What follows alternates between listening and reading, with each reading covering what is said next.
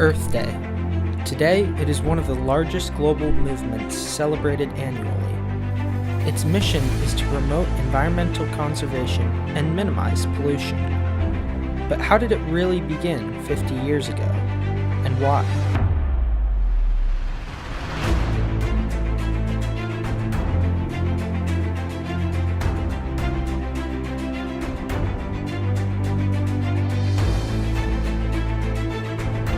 In the late 60s, America's pollution was becoming an increasingly dire situation. It was a tragedy.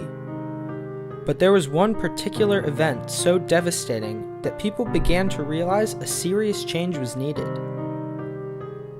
The Santa Barbara oil spill of 1969 released an estimated 3 million gallons of oil, spreading across 35 miles of coastline. That's the equivalent of over 16 gallons of oil being pumped into the water every minute for the next month. This was not okay. But one man saw this as the opportunity we needed. Gaylord Nelson was a senator for Wisconsin at the time of the oil spill. He had spent the past decade trying to reduce water pollution in important waterways and create more green jobs.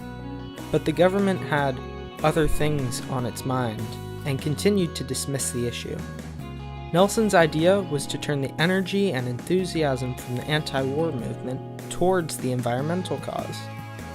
By September of 1969, Nelson announced his idea of a nationwide event that would increase awareness of the terrible pollution throughout the country. The year before Earth Day, I was a student at Penn State in landscape architecture, and the Student Landscape Society was invited to do an exhibit in the Union Building at Penn State. I and another guy did a photo exhibit, and it ended up just being a phenomenon. And, people would be crowded looking at the exhibit between classes and whatnot. And so we said, we're really on to something here. The time is really ripe to do something on the environment. In the middle of that whole period, Senator Gaylord Nelson announced Earth Day. Because his announcement was broadcast on several major media channels, the news of this event spread quickly. As more people offered to join, it became clear a single uniform protest would not be able to include everyone who wanted to participate. Instead, Nelson decided that individual communities should plan their own events in order to focus more on local problems, in addition to the nation's overall pollution. Due to Earth Day's popularity, Nelson hired several people to assist him in media coverage for the day, as well as in organizing the many demonstrations. As the new national coordinator, Dennis Hayes was in charge of promoting these demonstrations across the country. Although Hayes was only 25 at the time, he had personally seen the man-made changes to the environment after having traveled for 3 years around the world. Not only just an issue of survival, but an issue of how we survive.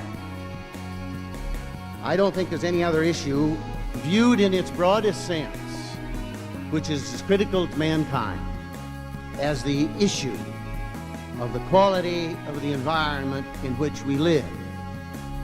Winning the environmental war is a whole lot tougher challenge by far than any other challenge ever to confront mankind.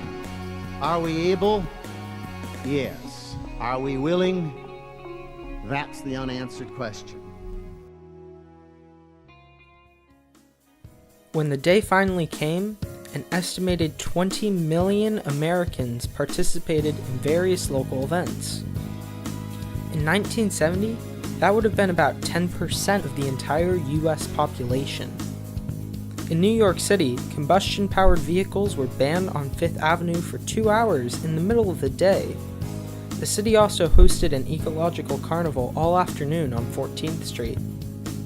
In Boston, one airport demonstration against noise pollution got out of hand, causing 15 activists to be arrested, but with no major injuries to anyone. In DC, around 2,500 activists protested against controversial oil leases outside the Department of the Interior. In Minneapolis, demonstrators focused on speaking against industrial pollution. Their major target was the General Electric Company, or GE. By whatever non-polluting means possible, the anti-pollution demonstrators made their way in caravan to Minneapolis Auditorium, where the GE stockholders were meeting. Most other big cities like Chicago and LA had thousands attend, but many smaller cities and towns across the country also held relatively large events. So I ended up coordinating this event for Penn State. And the real core of our approach, we realized, was based on the realization that a lot of students would only get this message if they got it in class. So we solicited agreements from faculty members in all the colleges whereby professors and teachers would dedicate their class time on Earth Day to the environment, whatever their subject was. We had 1,200 classes dedicate their class time to the environment that day. So it was just a phenomenal success in terms of, raising awareness about environmental issues. Albuquerque, New Mexico focused on pollution in areas with high poverty. We're going to make people understand that the kind of things that come from air pollution, water pollution, are the same kinds of things that cause racism, that cause poverty, that cause hunger in this country. So we're all going to be marching today, okay? In Tacoma, Washington, 100 high school students rode down a freeway on horseback, demonstrating against automobile fumes. In San Francisco, a group of environmental vigilantes dumped oil into a reflecting pool at the offices at the Standard Oil Company of California, in a protest against oil slicks. But it was not only activists participating. The Reynolds Metal Company sent trucks to colleges in 14 states to collect aluminum cans. This was all good, but one of the most impressive turnouts was in Philadelphia. Approximately 25,000 people attended Earth Day events there. Philadelphia was one of the most polluted cities in America due to its many industries. The irony was that much of the funding for the city events came from the same industries that were polluting the water and air. Many people were uncomfortable with this fact, but there was not much choice. Despite this, Philadelphia still had some of the most successful Earth Day events. Welcome, sulfur dioxide. Hello, carbon monoxide. In 1970, sulfur dioxide released by North America was the highest it's ever been, at over 37 million tons that year alone. On Earth Day itself, President Nixon did not take any active part in the events, but he did informally approve of the program. After that day, Nixon began to realize the devastating effects of pollution. By December of the same year, the Environmental Protection Agency, or EPA, was created to protect the natural environment. In the same month, there was also a major extension of the Clean Air Act, giving more power to the federal government while also adding 4 new pollution standards.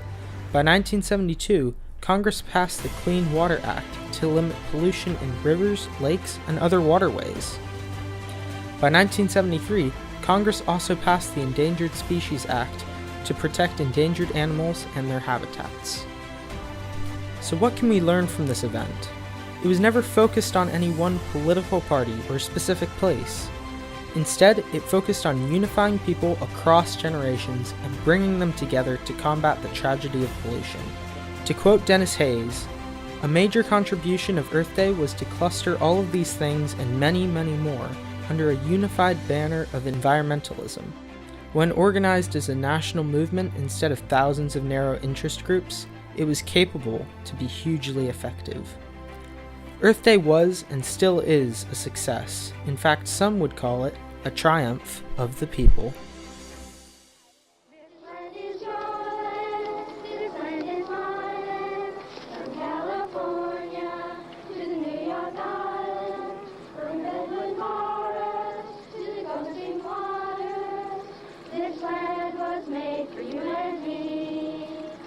Now, if it was made for you and for me, then I think it's our responsibility to take care of it. So I want you to take a good look at it before we go back.